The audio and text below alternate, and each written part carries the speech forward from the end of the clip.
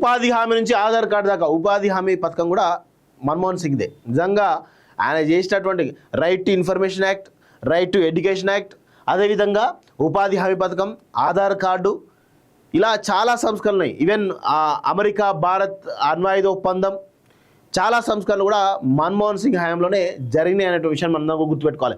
చారిత్రాత్మకమైన ఎన్నో పథకాలు మన్మోహన్ హయాంలోనే రూపుదిద్దుకున్నాయి. జాతీయ ఉపాధి హామీ పథకం ఆయన హయాంలోనే పుర్రు పోసుకుంది. అలాగే విద్యా హక్కు చట్టం, సమాచార హక్కు చట్టం, లోక్పాల్, లోకాయుక్త చట్టం, జాతీయ ఆహార భద్రత చట్టం, ఆధార్ కార్డు, వివిధ పథకాల లబ్ధిదారులకు ప్రత్యక్ష నగదు బదిలీ వంటి విధానాలను ఆయన సర్కారే మొదటిసారిగా అమలు చేసింది.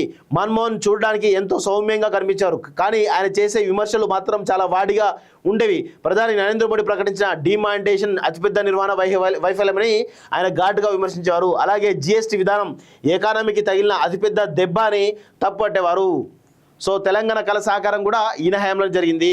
ప్రధాని మన్మోహన్ సింగ్ హయాంలోనే తెలంగాణ రాష్ట్ర కళ సాకారమైంది. 2009లో అప్పటి యూపీఏ చైర్పర్సన్ సోనియా గాంధీ ఆమోదం మేరకు ప్రధాని మన్మోహన్ సింగ్ సర్కారు పార్లమెంట్లో తెలంగాణ బిల్లును ఆమోదించి దశాబ్దాల కళను నెరవేర్చింది అంటూ చూస్తున్నాం. సో అందుకే తెలంగాణ సమాజం ఈరోజు మన్మోహన్ సింగ్కి ఘన నివాళి అర్పించాల్సినటువంటి అవసరం, ఆవశ్యకత ఉంది. ఎందుకంటే వారికి రుణపడి ఉంది. ఎందుకంటే వారి హయాంలోనే మన తెలంగాణ రాష్ట్రం ఆవిర్భవించింది అనేది మనందరం కూడా గుర్తుపెట్టుకోవాలి. ఖచ్చితంగా తెలంగాణ సమాజం ఈరోజు మన్మోహన్ సింగ్కి ఖచ్చితంగా ఊరూరా వాడవాడలా కూడా నివాళి అర్పించి వారికి మన యొక్క కృతజ్ఞత చెప్పాలని చెప్పేసి కూడా ఈరోజు కాళోజీ పక్షాన నేనైతే తెలంగాణ సమాజాన్ని కోరుతా ఉన్నాను. వృద్ధాప్య సమస్యలతో 92 ఏట కన్ను మూసినటువంటి మాజీ ప్రధాని అంటూ ఒకరిని చూస్తా ఉన్నాం. సినిమా ఇండస్ట్రీకి మేము వ్యతిరేకం కాదు, సీఎం రేవంత్కు షాలో కప్పుతున్న సినీ హీరో